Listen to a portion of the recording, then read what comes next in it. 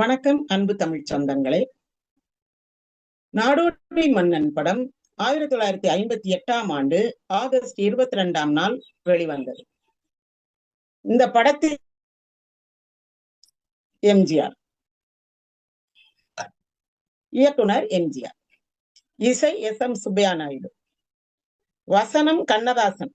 முக்கியமான ஒரு 7 காட்சிகளுக்கு வசனம் கண்ணதாசன், மற்ற காட்சிகளுக்கெல்லாம் ரவீந்திரன் வசனம் எழுதினார். இந்த படம் ரொம்ப நீளமான படம். 22 ரீல், 3.5 மணி நேரம் ஓடும். அந்த காலத்துல 10:30 மணிக்கு படம் போட்டா 3.5 மணி நேரம்னா பாத்துக்கங்க. 11:30, 12:30, 1:30, 2 மணிக்கு முடியும். 2 மணிக்கு முடிச்சு திரும்ப நம்ம பேசிக்கிட்டே வீட்டுக்கு வந்தோம்னா, அல்லது பக்கத்து ஊர்ல இருந்து வந்தவங்க, தொலை தூரத்துல இருந்து வந்தவங்க போனாங்கன்னா பொழுது விடிஞ்சு. அப்புறம் வாசு தெளிச்சு கோலம் போட்டு வேலையை பார்க்க வேண்டியதுதான். ஒரு வாரத்துக்கு இந்த படத்தை பத்தி பேசிக்கிட்டே இருப்பாங்கலாம் ஊர்கள்ல. எல்லாருமா கிளம்பி படம் பார்க்க வருவாங்க. தங்கம் தியேட்டருக்கு மதுரைக்கு வர்றாங்கன்னா திரும்ப ஊருக்கு போய், கிராமத்துக்கு போய் வண்டியில தானே வருவாங்க. மாட்டு வண்டி, கட்ட வண்டி. அதுல ஊருக்கு போனா ஒரு வாரத்துக்கு இதை பத்தியே பேசுவாங்களாம், ஆண்களும் பெண்களும். அப்புறம் அடுத்த வாரம் திரும்ப இன்னொரு செட்டு கிளம்பி படம் பார்க்க வரும். இந்த மாதிரி இந்த படத்தை பற்றியே பேசிக்கிட்டே இருக்கிறது ஒரு ஒரு மாயை மாதிரி, ஏதோ ஒரு மாய உலகத்துக்குள் போய் வந்த மாதிரி, நம்மை காக்க ஒரு மேசியா, ஒரு ரட்சகர் வந்துட்டார்ன்ற மாதிரி ஒரு எண்ணத்தை ஏற்படுத்தியது இந்த படம். இப்ப எம்ஜிஆர் மன்னன் ஆனால், எம்ஜிஆர் அவரு ராஜா ஆயிட்டா நமக்கு என்னென்ன நன்மைகள் கிடைக்கும்? பிள்ளைங்கள் எல்லாம் படிக்க வைப்பாங்க, வீடுகள்லாம் மாத்தி, குடிசை வீடை மாத்தி கட்டடம் கட்டி கொடுப்பாங்க, பெண்களை யாரும் கற்பழிச்சா அவங்களுக்கு கொலை தண்டனை கொடுக்கப்படும். இந்த மாதிரி எல்லாம் நிறைய நன்மைகள்லாம் அந்த படத்துல சொன்னனால பின்னாடி அவர் அதிமுக ஆரம்பிக்க வேண்டிய சந்தர்ப்பம் வரும்போது மக்கள் அவர் ஏற்கனவே ராஜா தானே அப்படின்ற மாதிரி அப்படியே ஏற்றுக்கொண்டார்கள். அவர் ஆயுள் பரியந்தம் அவரையே ராஜாவாவே வச்சிருந்தாங்க. தமிழ்நாட்டின் முதலமைச்சர் யாருன்னா எம்ஜிஆர் இருக்கிற வரைக்கும் எம்ஜிஆர் தான். அந்த நம்பிக்கையை அவர் எங்க பெற்றார்? அதற்கு அவர் விதை போட்ட இடம் எதுனா நாடோடி மன்னன். அவர் அப்ப நினைக்கல நம்ம பின்னாடி அரசியலுக்கு ராஜா ஆகலாம் அப்படிலாம் நினைக்கல. ஆனா வருவதாக இருந்தால் நல்லது தானே. அப்ப அவர் வெறும் திமுக காரர், திமுகவுக்காகத்தான் அதை செய்தார். அது மதுரையில 4 தியேட்டரு கொள்ளக்கூடிய அளவுக்கு இருக்கக்கூடிய ஒரு பெரிய தியேட்டரு, தங்கம் தியேட்டரு. அங்கேயே 250 நாள் ஓடுச்சு. அதுக்கு பிறகு லண்டன்ல 2 வாரம், அங்கெல்லாம் சும்மா ஒரு நாள் ஒரு ஷோ போடுவாங்க, தமிழர்கள் உட்கார்ந்து பார்த்துட்டு போவாங்க. ஆனா அப்படி ஒரு ஷோல பார்த்துட்டு போகல, திரும்ப திரும்ப கூட்டம் வருது, திரும்ப போட்டுக்கிட்டே இருக்காங்க. அப்படி 2 வீக்ஸ் போச்சு. அதுக்கு பிறகு நெடுஞ்செழியன் அங்க போயிருக்கும் போது அங்க ஒரு வெற்றி விழா கொண்டாடி 2 கிரேக்க வீரர்கள் நிக்கிற மாதிரி சிவம் அவர்கிட்ட கொடுத்து விடுறாங்க. அதை கொண்டு நெடுஞ்செழியன் எம்ஜிஆர் கையில கொடுக்குறாரு. அது நாடோடி மன்னன்ல டபுள் ஆக்ட் தானே, அது மாதிரி 2 வீரர்கள் நிக்கிற மாதிரி கொடுக்குறாங்க. இந்த படத்தினுடைய கதை ஒரு படத்தை பார்த்து, ஆங்கில படம் if I were a king, அப்புறம் பிரிசனர் ஆஃப், 3 கதைகளை பார்த்து ஒவ்வொரு கதையிலிருந்தும் கொஞ்சம் கொஞ்சமாக எடுக்கப்பட்டது. நம்ம இந்த கதையை பத்தி பின்னாடி ஒரு நேரம் விரிவாக பேசுவோம். இப்போ பொதுவான சில விஷயங்களை மட்டும் பேசி முடிச்சுக்கோம். இந்த கண்ணதாசன் 7 காட்சிகள், முக்கியமான காட்சிகளுக்கு வசனம் எழுதினார். ரவீந்திரன் மீதிக்கு எல்லாம் எழுதினார். இந்த ரவீந்திரன் யாருன்னா, அவர் பேர் காஜா மொய்தீன்னு ஒரு முஸ்லிம். இவர் எம்ஜிஆர் பற்றி ஒரு புக் எழுதியிருக்கார். அதுல எம்ஜிஆருடைய வயது, சிறு வயதுனா 2 வயசுக்கு உள்ள கண்டியில இருந்த வாழ்க்கை எப்படிப்பட்டதுன்றதை எழுதியிருக்கிறார். இவரு நாகூர் நேஷனல் ஸ்கூல் அப்படின்ற ஒரு ஸ்கூல்ல 7th வரைக்கும் படிச்சுட்டு லண்டன் மெட்ரிக் எக்ஸாம் எழுதினவர். அப்ப இங்க இருந்தே அந்த மெட்ரிக் எக்ஸாம் எழுதலாம், அப்படி எழுதினவர். அதுக்கு நல்ல இங்கிலீஷ் இருக்கணும், அப்பதான் அது பாஸ் பண்ண முடியும். சோ இவர் ஆங்கில கதைகளை எல்லாம் பார்த்து அழகா தமிழ் படுத்திடுவார். தமிழுக்கு ஏற்ற மாதிரி மாற்றி அமைக்கக்கூடிய ஒரு வல்லமை கொண்டவர். இவர்கிட்ட எம்ஜிஆர் கேட்கிறாரு, உங்க பேர் சினிமாவுக்கு என்ன மாதிரி மாத்தி வைக்கலாம், உங்களுக்கு பிடிச்ச கவிஞர்கள் அல்லது எழுத்தாளர்கள் பேரை வச்சுக்காங்க அப்படின்றாங்க. எதுக்குன்னா இப்ப சினிமாவுல அந்த காலத்துல வந்து இந்த கிறிஸ்டியன் பேரு, முஸ்லீம் பேரு அல்லது ஜாதி பேர் தெரியிற மாதிரி, இந்த ஜாதி மதம் தெரியிற மாதிரி எல்லாம் பேர் வைக்க மாட்டாங்க. ஏன்னா கலைஞர்கள் வந்து எல்லாருக்கும் பொதுவானவர்கள். அதனால இவன் இந்த ஜாதிக்காரன், இவன் இந்த மதத்தை சேர்ந்தவன், அந்த மாதிரி நம்மளை பிரிச்சு பாத்திரக்கூடாது. நம்மை எல்லோரும் ஆதரிக்க வேண்டும் அப்படின்றதுக்காக அவங்க வந்து இந்த ஜாதி மத ஒட்டுக்களை எல்லாம் எடுத்துருவாங்க. கிருஷ்ணன் நாயர் அப்படின்னா கிருஷ்ணன் அவ்வளவுதான் எம்ஜிஆர் படத்துல பேர் போடுவார். சங்கரன் நாயர்னா சங்கரன் தான். சங்கர் நாயுடுன்னு ஒரு சங்கர் ராவ்னு ஒருத்தர் இருந்தாரு. சங்கர் தான் எம்ஜிஆர் படத்துல பேர் வரும், போட்டோகிராஃபர். அந்த மாதிரிதான் அவரு எம்ஜிஆர் வந்து அந்த கலைஞர்களுக்கு ஜாதி மதம் கூடாது அப்படின்ற ஒரு கொள்கை உடையவர். அப்ப கேட்கும் போது எனக்கு ரவீந்திரநாத் தாகூர் ரொம்ப பிடிக்கும், அவர் பேர் வச்சுக்கிறேன். சரி, உன்னுடைய பேர் ரவீந்திரன் அப்படி. அவர் நிறைய எம்ஜிஆர் படங்களுக்கு வசனம் எழுதியிருக்கிறார். அவர் என்ன எழுதியிருக்காருன்னா, அவர் அந்த நாகூர்ல இருக்கும் போது அவங்க ஊரை சேர்ந்தவங்க ஒருத்தவங்க கண்டியில ஒரு டீ கடை வச்சிருந்திருக்காங்க அந்த காலத்துல. அந்த காலம்னா என்ன, ஒரு 10-20 வருஷத்துக்கு முன்னாடி. அப்போ வந்து அங்க அந்த கோபி மாஸ்டர் தான் ஹெச்எம். கண்டியில மலையக தொழிலாளர்கள், இங்க இருந்து போன தமிழர்கள், இங்க இருந்து ரொம்ப பாவப்பட்ட ஜனங்கள் எல்லாம் பிடிச்சு மிரட்டியும் அல்லது என்னன்னோ இந்த படத்துல காட்டுறாங்கல்ல, பாலா படத்துல, அந்த மாதிரி எல்லாம் கப்பல்ல ஏத்தி கொண்டு போய் அங்க தொழிலாளர்கள் அந்த மலங்காடுகளை வெட்டி அங்க டீ பிளான்டேஷன் போடணும். அதுதான் மலையக தொழிலாளர்கள். அவங்க அங்க உள்ள பூர்வ குடிகள் கிடையாது, இங்க இருந்து பிழைக்க போனவங்க. அப்ப அந்த பிள்ளைகள், அந்த தொழிலாளர்களுடைய பிள்ளைகளுக்காக ஒரு ஸ்கூலு, அதுக்கு ஒரு டீச்சர், இப்படி எல்லாம் வைக்கிறாங்க. அதுலதான் இந்த கோபால மேனன் எம்ஜிஆருடைய அப்பா வந்து ஹெச்எம்மா இருக்கார். அங்க எம்ஜிஆருடைய அம்மா, அவங்க மற்ற சகோதரர்கள், எம்ஜிஆர் எல்லாரும் இருக்காங்க. எம்ஜிஆர் பிறந்து 2 வயசு குழந்தை வரைக்கும் அங்கதான் இருந்திருக்காரு. அப்போ இந்த ரவீந்திரனுடைய உறவினர் தானே அங்க டீ கடை வச்சிருந்தாரு. அப்போ அவர்கிட்ட இன்னொரு உறவினர், ஒரு 12 வயசு பையன் வேலை பார்க்கிறாருல அந்த டீ கடையில. அந்த 12 வயசு பையன், டீ கடையில வேலை பார்த்த 12 வயசு பையன் கொஞ்ச நாள் கழிச்சு தமிழ்நாட்டுக்கு வந்துடுறாரு. வந்து இங்க டீ கடை வைக்கிறாரு. அவரு சொல்லி இருக்காரு ரவீந்திரன்ட்ட, இப்ப எம்ஜிஆர் இருக்காருல்ல, அந்த பையன், குட்டி பையன் வந்து அது குட்டி குழந்தையா இருக்கும் போது சத்யாம்மா, அவரு கோபால் மேனன் எல்லாம் அங்க கண்டி ஸ்கூல்ல தான் இருந்தாங்க, நான் பார்த்திருக்கேன் அப்படின்னு அந்த சம்பவம் எல்லாம் சொல்லி, அதுக்கு பிறகு இங்க வந்துட்டாங்கன்னாங்க. அப்புறம் ஏதோ நாடக கம்பெனில விட்டுறதா சொன்னாங்க. இப்ப பாருங்க அவங்க வந்து பெரிய சினிமா நடிகர் ஆயிட்டாங்க, அண்ணனும் தம்பியும் அப்படின்னு சொல்றாரு. அப்போ என்ன ஒரு முக்கியமான அவர் சொல்லியிருக்காருன்னா, அங்க வந்து ரத்னபாலான்னு ஒரு பௌத்த துறவி வருவாங்களாம். நமக்கு ஸ்ரீலங்கால சிங்களீஸ் எல்லாரும் புத்திஸ்ட்னு தெரியும். அந்த புத்த துறவி அந்த அம்மா வரும்போது எம்ஜிஆரை பார்த்து, இவன் சந்திரன் மாதிரி பிரகாசமா இருக்கான், இவன் நாளைக்கு பெரிய ஆளா வருவான், போயா அப்படின்னு வரான். போயா அப்படின்னா புத்தர் மாதிரின்னு அர்த்தமா அங்க. அந்த மாதிரி வருவாப்லன்னு அந்த புத்த துறவி, அந்த பெண் ரத்னபாலான்ற புத்த துறவி சொன்னாங்களாம். அடிக்கடி அவங்க அந்த வாரத்துக்கு ஒரு தடவை பிரச்சாரம், மத பிரச்சாரம் செய்யற மாதிரி வருவாங்க போல.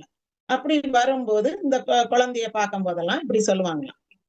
அதுக்கு பிறகு மொட்டை அடிச்சுட்டாங்களாம். நம்ம பிள்ளைக்கு தலை மொட்டை அடிப்போம்ல, அடிச்ச உடனே அங்க இருந்தவங்க எல்லாம் பாலகிருஷ்ணன் மாதிரி இருந்தவன் இப்ப பாலமுருகன் மாதிரி மொட்டை அடிச்சுட்டு வந்துட்டாப்ல, பழனி முருகன் மாதிரின்னு எம்ஜிஆர் குழந்தையா இருக்கும் போதே பாருங்க, அங்க இருக்கிறவங்க எல்லாம் அப்படி எம்ஜிஆரை வந்து பாராட்டுவாங்களாம். அந்த குழந்தை முதல்ல பாலகிருஷ்ணன் மாதிரி நல்ல தலையில முடியெல்லாம் வச்சு அந்த பந்தாங்கொண்டை எல்லாம் போட்டு இருந்தது. இப்ப பாருங்க மொட்டை அடிச்சுட்டு பாலமுருகன் ஆட்டம், பழனி ஆண்டி முருகன் ஆட்டம் இருக்கு அப்படின்னு சொல்லி அந்த குழந்தைய கொஞ்சம் வாங்கலாம். அப்படி இந்த நிகழ்ச்சி இப்படி எல்லாம் நடந்துச்சு. அப்புறம் 2 வயசுல பிள்ளைய தூக்கிட்டு இங்க வந்துட்டாங்க. இங்க வந்துதானே யானையடி பள்ளிக்கூடத்துல படிக்க எல்லாம் போட்டாங்க. படிக்க வச்சு 2ஆம் வரைக்கும் தான் படிச்சார். 7 வயசு வரைக்கும் தான், 2 கிளாஸ் தான் படிச்சார் அவரு. இப்படி நடந்தது. அந்த ரவீந்திரன் இந்த படத்துக்கு, நாடோடி மன்னன் படத்துக்கு வசனம் எழுதின ரவீந்திரன், அவர் அந்த புக்ல என்னன்னா எம்ஜிஆர்னே சொல்ல மாட்டார், செம்மல் செம்மல் செம்மல் செம்மல்னே தான் சொல்லிட்டு போவார். அப்படி ஒரு இது. அவரு அது பொம்மைன்னு நினைக்கிறேன், ஒரு சினிமா இதழ்ல வந்து தொடர் கட்டுரையாக எழுதி அதற்கு பிறகு அது புத்தகமாக வந்தது. சரி, இந்த படம் நடிக்கும் போது என்ன ஆகுதுன்னா, இந்த பானுமதி, இந்த கதை வந்து நான் கதை பிறகு சொல்றேன். ஆனா இந்த படத்தை அப்ப எடுக்கிறதுக்கு 2-3 பேர் ட்ரை பண்ணாங்க. இந்த பிரிசனர் ஆஃப் ஜிண்டாவை வந்து அப்போ பானுமதியும் என்ன ட்ரை பண்றாங்க, நம்ம இதை வந்து பெண்ணாக வைத்து எடுப்போம் அப்படின்னு நினைக்கிறாங்க. நினைக்கும் போது எம்ஜிஆர் வந்து சொல்லி விடுறாரு, நாங்க இந்த படம் எடுக்கிற ஐடியாவுல இருக்கோம் அப்படின்னு. அப்படியா, அவரே எடுக்கிறாரா, அப்புறம் என்ன, அவர் எடுத்தா எடுக்கட்டும், அவர் எடுத்தா அவர் தான் ஜெயிப்பாரு, நான் எங்கிட்டு அவரோட போட்டி போட்டு எடுக்கிறது அப்படின்ட்டு, சரி நீங்களே எடுங்க, நாங்க எடுக்கல அப்படின்னு சொல்லிடுறாங்க. என்னவோ இந்த அம்மாவுக்கு ஒரு இவர் திரும்ப திரும்ப ஷூட் பண்ணுவாரு, ஒரு காட்சி எடுப்பாரு, அது சரி வரல, வேண்டாம் இன்னொரு தடவை எடுப்போம் அப்படின்னு எடுப்பாரு. அந்த நான் தான் சொன்னேன்ல இம்ப்ரவைசேஷன், அது அப்படி செய்யும் போது இந்த அம்மாவுக்கு ஒரு நாள் கோவம் வந்துருச்சு. என்ன மிஸ்டர் ராமச்சந்திரன், என் கால் ஷீட்டை வீணாக்குறீங்க, உங்களுக்கு தான் என் படம் டைரக்ட் பண்ண தெரியல, நீங்க ஒரு நடிகர் தானே, நடிச்சுட்டு போங்க, வேற ஒரு டைரக்டரை வச்சு டைரக்ட் பண்ணுங்கன்ட்டாங்க. செட்டு இல்ல, அவர் படம், சொந்த படம். இவர் இப்படி சொல்லவும், இந்த அம்மா அப்படி சொல்லவும், சரிங்கம்மா நீங்க வீட்டுக்கு போங்க அப்படின்ட்டு அவங்களுக்கு பேசின தொகைக்கு செக் போட்டு கொடுத்து விட்டுட்டார். நான் இது என் சொந்த படம், நான் என் இஷ்டப்படிதான் எடுப்பேன், நீங்க வந்து விலைக்கங்க, நாங்க வேற ஆளை வச்சு எடுத்துக்கிறோம் அப்படின்னு. அந்த அம்மாவுக்கு ரொம்ப கோவம், நான் நடிக்காம இந்த பணத்தை வாங்குறதா, வேண்டாம் அப்படின்னு ஒரு லெட்டர் எழுதி ஜானகி அம்மாவுக்கு அந்த செக் அதோட சேர்த்து பின் பண்ணி கொடுத்து விட்டுட்டாங்க. ரைட், கதை முடிஞ்சது. இப்போ சரோஜா தேவியை பார்த்தாச்சு. சரோஜா தேவியை புக் பண்ணும் போது அவரு ஆர்.என். நாகராஜராவ் தான் போட்டோ ஷூட் எடுக்கிறாரு. அப்போ ஆர்.என். நாகராஜராவ் வீடு வந்து எக்மோர் கிட்ட இருக்கு. அவங்க மகன் இப்போ பிரேமானந்த் அவர் வந்து அந்த வீட்டுல குடியிருக்காரு. நான் அந்த வீட்டுக்கு போயிருக்கேன், அந்த ரூம் பார்த்திருக்கேன். அதுக்கு முன்னாடி ஒரு ரவுண்டு தூண் இருக்கும், கல்லு தூண், அதுலதான் சாஞ்சி எம்ஜிஆர் உட்கார்ந்து இருந்தாராம். வேற எந்த நடிகைக்கு அந்த ஷூட் அப்படி வந்தா கூட உள்ள ஷூட்டிங் எடுத்து அவர் அங்கதான் உட்கார்ந்து இருப்பாரு, உட்காருவாரு, பேசுவாரு அப்படின்ட்டு. அப்போ இந்த சரோஜா தேவிக்கு உள்ள மேக்கப் எல்லாம் மேக்கப் போட்டு கூட்டிட்டு வந்துட்டாங்க. போட்டோ ஷூட் நடக்கும் போது எம்ஜிஆர் வெளியே அந்த தூண்ல தான் சாஞ்சு உட்கார்ந்து இருந்தாராம். அதெல்லாம் காமிச்சாங்க. நான் அங்கெல்லாம் நிறைய தடவை போயிருக்கேன், பேசியிருக்கேன், சாப்பிட்டிருக்கேன். அவங்க நல்ல நண்பர்கள். அந்த அம்மா பேரும் என் பேரு ராஜேஸ்வரி, அது ஒரு ஒற்றுமை. இப்படி அங்க எல்லாம் எடுத்துட்டு வந்த உடனே நாகராஜராவ் கேமராமேன் அவர் சொல்லியிருக்காரு, இந்த பொண்ணுக்கு செம்ம ஃபேஸ், நல்ல போட்டோஜெனிக் ஃபேஸ், இது ஒரு இருந்தா. அப்புறம் அந்த போட்டோ எல்லாம் திருப்தியே இல்லை. இது என்ன நடந்த எங்கிட்டோ தெற்கு வடக்கு எழுத்துக்கு நடக்குது, இடுப்பா ஆட்டி ஆட்டி நடக்குது அப்படின்றாங்க. எம்ஜிஆர் எம்ஜிஆர் வந்து ஆர்.என். நாகராஜராவ் சொன்னதா மனசுல வச்சுக்கிட்டு, இருக்கட்டும் அதுவும் ஒரு கவர்ச்சியா தான் இருக்கு அப்படின்றாரு. அடுத்து இது என்ன தமிழே ஒழுங்கா பேச மாட்டேங்குது, தமிழ் சரியா வரலையேன்றாங்க, கொச்சையா பேசுதுன்றாங்க. அது கூட கொஞ்சம் பேசுற மாதிரிதான் இருக்கட்டும் அப்படின்றாரு. இவங்க எல்லாம் பாக்குறாங்க. சரி, அவருக்கு பிடிச்சு போச்சுன்னா இனி நம்ம என்ன சொல்றதுக்கு இருக்கு. அவருக்கு என்னன்னா, இந்த பானுமதி வந்து எனக்கு என்னுடைய கால்ஷீட்டை வீணாக்காதீங்கன்னு சொன்னாங்கல்ல, அது வந்து மனசுல அப்படியே தச்சிருச்சு. இப்போ வந்து நல்ல ஒரு மார்க்கெட்ல இருக்கிற நடிகையை போட்டோம்னா அவங்க வந்து கால்ஷீட் அவங்கள திருப்பி எல்லாம் நடிக்க வைக்க முடியாது, கூடுதலா கேட்க முடியாது, ரொம்ப பிகு பண்ணுவாங்க.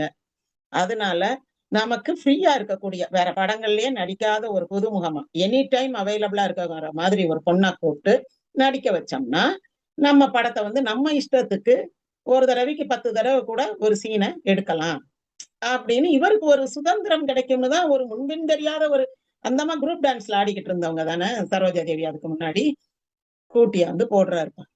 என்ன ஆச்சுன்னா அதுக்கு பிறகு இவருக்கு ஒரு ஆக்சிடென்ட் நடந்ததுல டேஸ் எல்லாம் போயிருச்சு. சரோஜா தேவி பயங்கர பிஸி ஆயிட்டாங்க. இவர் நாடோடி மன்னனுக்கு நடிக்க கூப்பிட்டா அவங்களுக்கு கால்ஷீட்டே இல்ல. எம்ஜிஆர் எழுதி இருக்கிறாரு நானே பிறந்தேன்ல, நான் அவங்க கால்ஷீட்டுக்காக வெயிட் பண்ண வேண்டியதா போச்சு. அந்தம்மா நைட் 9 மணிக்கு வந்து எங்களுக்கு நடிச்சு கொடுத்துட்டு போகும், நான் மேக்கப் போட்டு உட்கார்ந்துட்டே இருப்பேன் அப்படின்றாரு. அந்த மாதிரி அவருக்கு காலங்கள் எப்படி மாறுது பாருங்க. அதாவது நம்ம நினைக்கிறதெல்லாம் நடக்காது. நம்ம ரொம்ப மெட்டிகுலஸா பிளான் பண்ணி ஒரு வேலைய செய்வோம், அது பார்த்தா டோட்டலா சேஞ்ச் ஆயிரும். அப்படித்தான் எம்ஜிஆர் லைஃப்ல இது நடந்து போச்சு. இப்போ அவருக்கு என்னன்னா அந்த நாகராஜராவ் சொன்னது மட்டும் மனசுல பதிஞ்சிருக்கு, இந்த பொண்ணுக்கு நல்ல ஃபேஸ் கட்டு, சினிமாவுக்கு ஏத்த ஃபேஸ் கட்டு சினிமாவுல நல்லா வரும், அப்ப சரி இந்த நடக்கிறது, இந்த பேசுறது, அதான் ஒண்ணும் இல்லன்னா வண்ணும் இல்லன்னு சொல்லும். அப்புறம் கல்யாண பரிசுல வந்து சர்டிபிகேட் அப்படின்னா சர்டிபிகேட் அப்படின்னுவாங்க சரோஜாதேவி. அந்த மாதிரி முதல்ல எல்லாம் கொஞ்சம் அப்படித்தான் பேசுனாங்க. அப்புறம் சரியாயிருச்சுன்னு வைங்க. இந்த மாதிரி இருந்தனால எம்ஜிஆர் ஒரே முழு மூச்சா சரோஜாதேவி தான் அப்படின்ட்டாரு. இப்ப சரோஜாதேவிய போட்டாச்சு. போட்டுட்டு 1958 படம் வர்றதுக்கு முன்னாடி, இது வந்து 58ல படம் வருது. அதுக்கு முன்னாடி வந்து இத போட்டு ஷூட்டிங் நடந்துட்டு இருக்கு. 58 ஆகஸ்ட்ல தானே படம் வந்துச்சு. ஒரு நாள் வந்து என்ன ஆகுது, ஒரு நாடகத்துக்கு போறாங்க. அப்போ அந்த நாடகத்துக்கு ஒரு பெரிய நல்ல மாலை. அந்த மாலைய எப்படி தூக்கிட்டு வந்தாங்கன்னு சவுந்தலா சொல்றாங்க. மூங்கில் இருக்கும்ல, மூங்கில்ல அந்த மாலைய தொங்க விட்டு 2 பேர் தோள்ல வச்சு தூக்கிட்டு வந்தாங்களாம் மேடைக்கு. அப்பவே இந்த நடிகைகள் பேசிக்கிட்டாங்களாம், "எப்பா இவ்வளவு பெரிய மாலையா? கண்ணு பற்ற போகுது அவருக்கு" அப்படின்னாங்களாம். மேடையில கொண்டு வந்து அந்த மாலைய போட்டுட்டாங்க. அப்போ பெரிய மாலைய கொண்டு வந்து அவருக்கு கழுத்துல போட்டதுல எல்லாரும் கண்ணு பற்றும் அப்படின்னு இந்த நடிகைகளுக்கு ஒரு பயம் வருது. ஆனா அன்னைக்கு அந்த நாடக மேடையில தான் குண்டு கருப்பியா வந்து ஒரு ஃபைட் சீன்ல இவர் கால்ல விழுந்து கொஞ்சம் டைமிங் தப்பிருச்சு. அதான் கரணம் தப்புனா மரணம்ன்றாங்கல்ல, அந்த சண்டை காட்சி எல்லாம் அப்படித்தான். விழுந்ததுல அவருக்கு கால் எலும்பு முறிஞ்சு போய் அவர் உடனே மைக்க கொண்டா ஸ்கிரீனை போடுன்னு சொல்லி, அப்பவும் அந்த ரிஸ்க் மேனேஜ்மெண்ட் நினைச்சு பாருங்க எம்ஜிஆர். ஒரு எம்.ஆர். ராதா சுட்ட பிறகு கூட போய் அண்ணனை பாருங்க எல்லாரும் இங்கேயே இருக்கீங்க அப்படின்னு சொன்னவர் எம்ஜிஆர். அதே மாதிரி இங்க கால் ஒடிஞ்சிருக்கு, சரி சரி யாரும் தொடாதீங்க, எனக்கு கால் எலும்பு முறிஞ்சிருச்சு சடக்குன்னு அப்படின்னு அவருக்கு தெரியுது. தொடாதீங்கன்னு அவரே அந்த காலை சரியா நீட்டி வச்சுக்கிட்டு படுதாவை போடுங்கன்னு சொல்லிட்டு மைக்க கொண்டு வர சொல்லி, இப்படி எனக்கு கால் முறிஞ்சு போச்சு, நான் வந்து மருத்துவ சிகிச்சை எடுத்துக்க வேண்டிய ஒரு சூழ்நிலையில இருக்கேன், நாடகத்தை தொடர முடியாது, நான் நல்லபடியா சிகிச்சை எடுத்துக்கிட்டு திரும்ப வந்து இதே மேடையிலே உங்களுக்கு இந்த நாடகத்தை நடித்து காட்டுகிறேன் உறுதிமொழி சொன்னார்.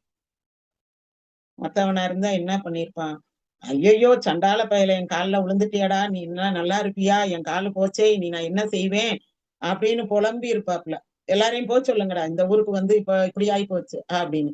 ஆனா அவர் வந்து அந்த ரிஸ்க் மேனேஜ்மெண்ட், எந்த கஷ்டத்திலையும் நஷ்டத்திலையும் புகழ்ச்சியையும் தூக்கி தலையில வச்சுக்கிட்டது கிடையாது, துன்பத்தையும் தூக்கி மனசுல வச்சுக்கிட்டுன்னு வந்தது கிடையாது. இந்த படத்துக்கு மட்டும் அவர் கடன் வாங்கி சிரமப்படல. உலகம் சுற்றுமாலிபன் படத்துக்கும் கடன் வாங்கின பிறகு வீடு சத்யா ராமாவரம் தோட்டம் ஜப்திக்கு வந்துருச்சு. இதே ரவீந்திரன் தான் நாடக அந்த வசனகர்த்தா. அவர் கூட போகும்போதுதான் கார்ல போகும்போது திரும்பி வீட்டை பாத்துக்க அப்படின்றாரு. ஏன்னே அப்படின்னு, ஜப்திக்கு வந்திருக்கு போறோம், திரும்பி வந்தாதான் உண்டு. வீட்டை ஜப்தி பண்ணிட்டாங்கன்னா நம்ம எல்லாரும் சத்யா ஸ்டுடியோல தான் தங்கிக்கிறோம். அப்ப அவரு நினைக்கிறாரு, இது இல்லாட்டா என்ன அது இருக்குல்ல, அவங்க தங்கிக்கிடுவோம், அப்புறம் கோர்ட்டு பார்த்து வாங்கிக்கிறோம், ஸ்டே வாங்க அனுப்பி இருக்கேன் பத்மநாபன அப்படின்றாரு.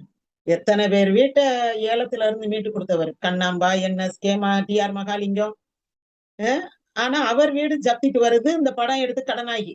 அதனாலதான் அவர் சாரதாவை வந்து நினைத்தறி முடிப்பவன் படத்துல நிறைய சீன்ஸ் கொடுத்து நல்ல நடிகையா இருக்கு அப்படின்னு கொடுத்து, அதுக்கு வந்து நல்ல ஒரு சம்பளமும் கொடுத்து, ஒரு இடமும் கிரகம்பாக்கத்துல ஒரிசா பாலு சார் வீட்டுக்கு எதுக்க இருக்கிற இடம், அந்த இடத்தையும் கொடுத்து, நீ 2 சத்தியம் எனக்கு பண்ணி கொடுக்கணும். ஒண்ணு, இந்த இடத்த வந்து நான் உயிரோட இருக்கிற வரைக்கும் நீ விற்க கூடாது.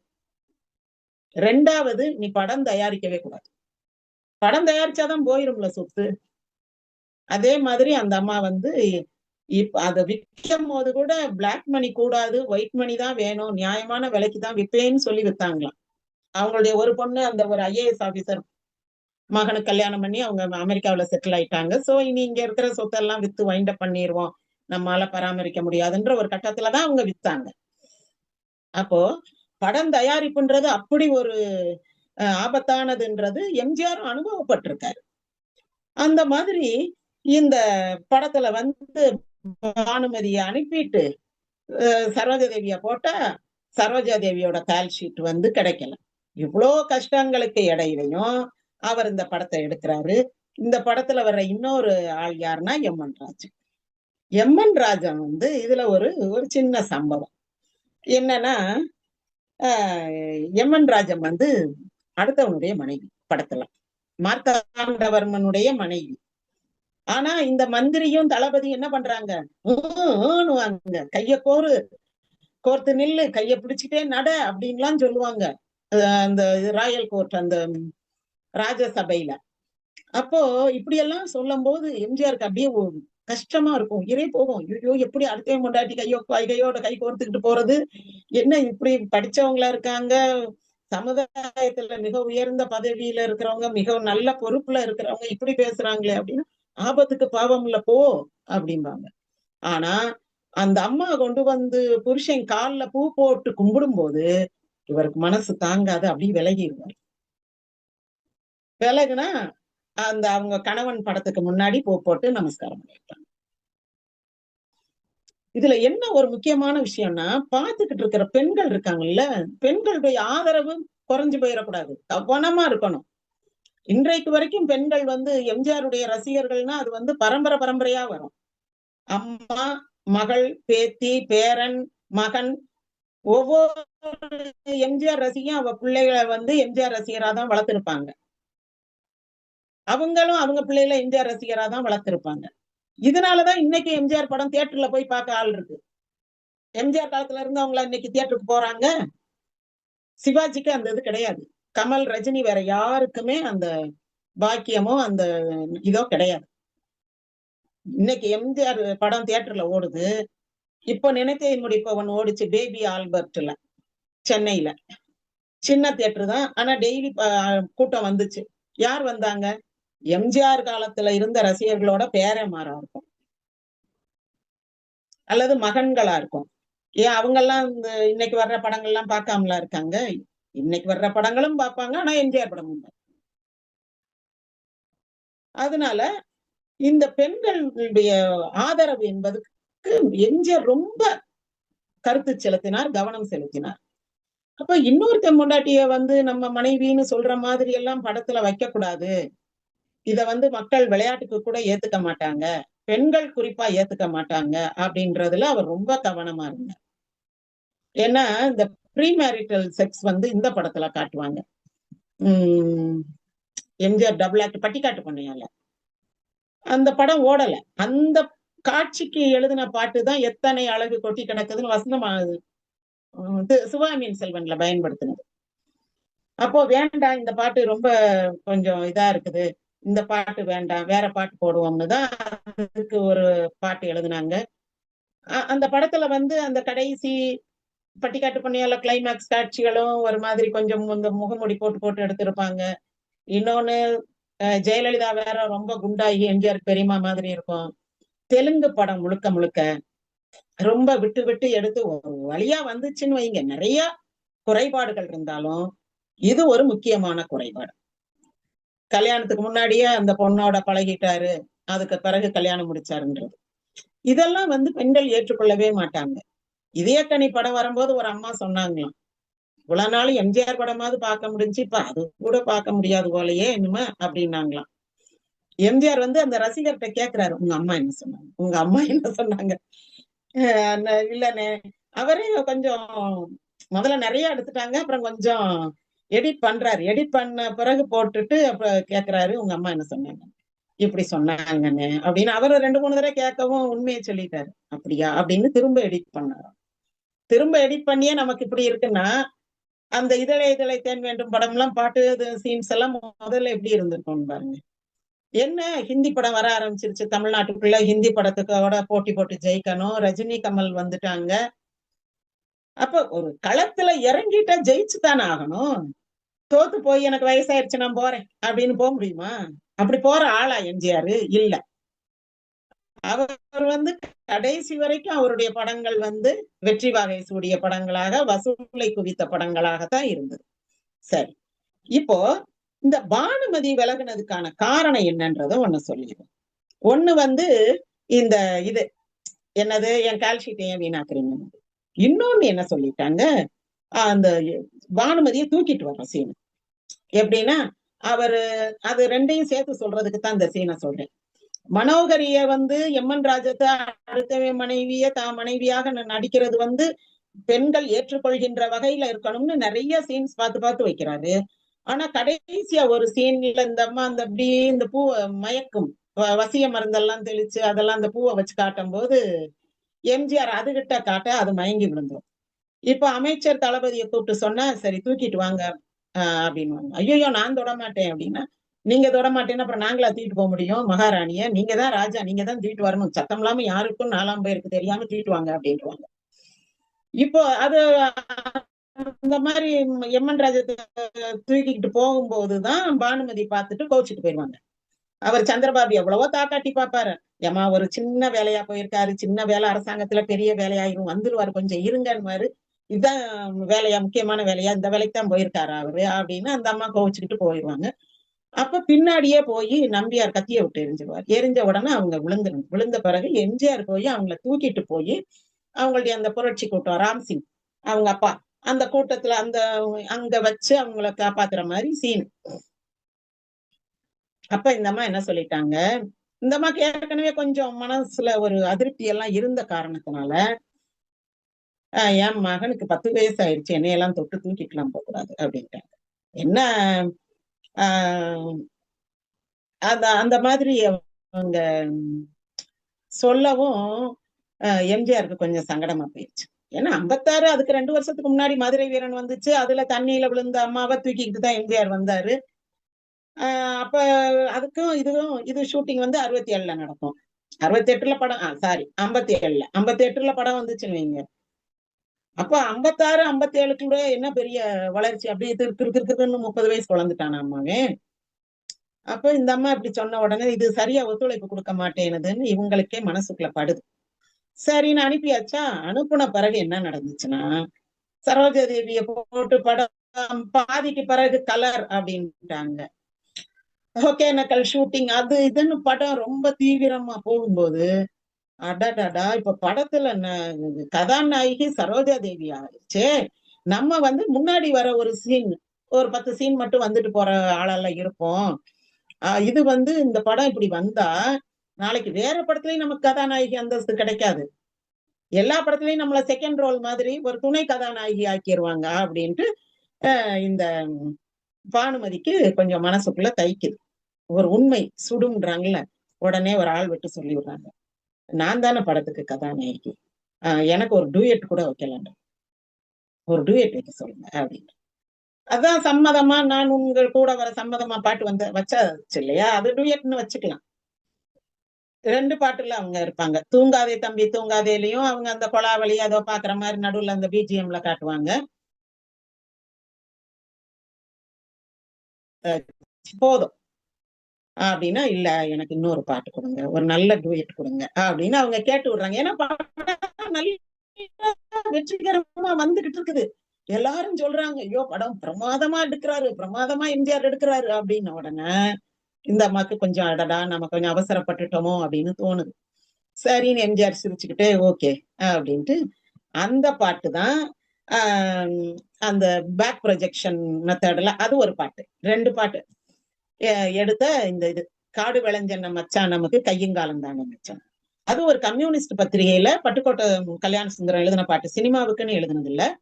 ஆனா அந்த பாட்டை கொஞ்சம் அட்ஜஸ்ட் பண்ணி சினிமாவுக்குன்னு போட்டுக்கிட்டாங்க. அது கொஞ்சம் அவசரத்துல எடுத்த பாட்டு, அதனால அவுட்டோர் ஷூட்டிங் எல்லாம் போகல, ஸ்டூடியோக்குள்ள வச்சே சும்மா அந்த வண்டியில வர்ற மாதிரி, அப்புறம் அந்த பேக்ரவுண்ட் சீனு, அப்புறம் க்ளோஸ் அப் காட்சிகள். அதுக்கு கூட எம்ஜிஆர் ஒரு சின்ன இன்ட்ரோ கொடுத்திருப்பாரு பாருங்க, ஒரு மீசையெல்லாம் வச்சுக்கிட்டு ஒரு கண்ணை மூடி வந்து நின்னு இந்த அம்மா உடனே திட்டுற மாதிரி, அதுக்கு பிறகு எம்ஜிஆர் தன்னுடைய அழகான முகத்தை காட்டுற மாதிரி. அதாவது எல்லாத்துக்குமே அந்த ஸ்டார்ட்ன்றது வந்து ஒரு இன்ட்ரெஸ்டிங்கா இருக்கணும். அவருடைய அந்த இன்ட்ரோடக்ஷன் காட்சியாக இருக்கட்டும், படம் ஆரம்பிக்கும் போது ஒரு பாட்டுக்கு அவர் முதல்ல பேசுற வசனமாகட்டும், அது ஒரு அழகா, அது ஒரு கலைநயத்தோட இருக்கும். அந்த பாட்டு பாருங்க எவ்வளவு பெரிய ஹிட் ஆயிருச்சு. நாளை போட போறேன் சட்டம், பொதுவில் நன்மை புரிந்திடும் திட்டம், நாடு வளம் பெறும் திட்டம் சொன்ன உடனே அது பின்னாடி நடக்க போறது எல்லாமே அவருக்கு வந்து முன்னாடியே ஒரு தீர்க்க தரிசனம் மாதிரி தெரிஞ்ச மாதிரியே நடந்துருச்சு. அந்த ஆண்டவனே உன் பாதங்களில் அந்த பாட்டு, இந்த பாட்டு எல்லாமே பின்னாடி நடக்க போறதுக்கு முன்னாடி ஒரு தீர்க்க தரிசன பாடலாக, தீர்க்க தரிசன காட்சியாகவே அமைந்ததுன்னு சொல்லலாம். அந்த பாட்டு அவரு அண்ணா சொன்ன மாதிரி, அதான் நாடோடி மன்னன்ல எம்ஜிஆர் சொல்லிட்டாரேன்னு சொன்ன மாதிரி, அவ்வளோ உண்மையான பாட்டாக இருந்துச்சு. அந்த பாட்டுல சொல்லப்பட்டவை எல்லாமே அதிமுக ஆட்சியில் ஓரளவு அது நிறைவேற்றப்பட்டது. அப்புறம் இந்த எம்.என். ராஜா அவங்களுடைய காட்சிகளும் நல்லா சரியா அமைச்சாரு. அப்புறம் சகோதரி நீ இன்னும் நம்புகிறாயா சகோதரி அப்படின்னு அந்த தன்னை பற்றிய முதுகுல பட்ட அடி இடி அதெல்லாம் காமிச்சு நான் புரட்சி வீரனா இருந்து எப்படி பாடுபட்டேன் இந்த நாட்டுக்காக அதெல்லாம் சொல்லி கன்வின்ஸ் பண்ணி பிறகு நீ இன்னும் நம்புகிறாயா சகோதரின்னும் போது அந்த அம்மா சொல்லும், நான் மட்டும் என்ன இந்த நாடே உங்களை நம்பித்தானே இருக்கிறதுன்னு. அப்படி சொன்ன உடனே சரிப்பா நல்ல வேலை மனோகரி நம்மளை நம்புச்சுன்னா அந்த காட்சி முடிஞ்சிரும். ஏன்னா அந்த படத்துல அவர்தான் மன்னன். அப்ப அந்த மன்னனை நம்பித்தானே மக்கள் இருக்காங்க. ஏன்னா அந்த பழைய மன்னனை தான் தூக்கிட்டு போயிட்டாங்கல்ல, எங்கேயோ காணோம். இப்ப உண்மை தெரிஞ்சிருச்சு. இனி இவருதான் இனி மிச்ச காலத்துக்கு இருக்கணும். அவர் சேர்ற வரைக்கும் இவர் இங்க இருக்கணும். இந்த இதுதான் எம்ஜிஆர் முதலமைச்சரான பிறகு எல்லாரும் பாக்குறதுக்கு போய் வெயிட் பண்ணிக்கிட்டு இருக்கும் போது எம்ஜிஆர் அங்க இருந்து எம்.என். ராஜத்தை கூப்பிடுறாரு. நீ அன்னைக்கு சொன்ன பத்தியா ஒரு வசனம், உன் வாக்கு பொண்ணாயிருச்சு அப்படின்றாரு. நான் மட்டும் என்ன இந்த நாடே உங்களை நம்பித்தான் இருக்கிறது. அவர் முதலமைச்சர் ஆயிட்டார்ல. இனி அவர் தீட்டுற திட்டங்களை நம்பித்தானே இந்த மக்கள் இருக்காங்க. மக்கள் நல திட்டங்கள்லாம் அவர் தான் தீட்ட போறாரு. அவர் தான் இந்த நன்மைகள்லாம் செய்ய போறாரு.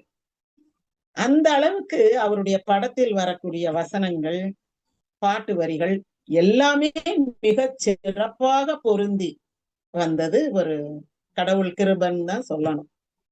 அவ்வளவு ஒரு அருமையான படம். இன்னும் நம்ம நிறைய பார்க்க வேண்டியது இருக்கு. அதை ஒவ்வொன்றாக பார்ப்போம். நன்றி, வணக்கம்.